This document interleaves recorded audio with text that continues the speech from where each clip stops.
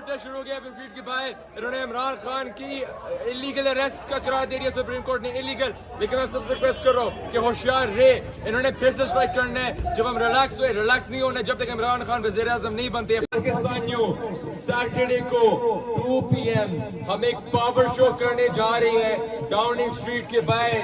اور Downing street کے باہر ہم اس لیے کرنے جا رہے ہیں, اسے برطانیہ کی حکومت نے پورا فیسیلیٹیٹ کیا لندن پلان کو, پورا فیسیلیٹیٹ کیا نواز شریف کو, پورا فیسیلیٹیٹ کیا اسپاسس رجیم کو, ان کے ہینڈلرز کو کہ یہ لندن پلان بنائیں.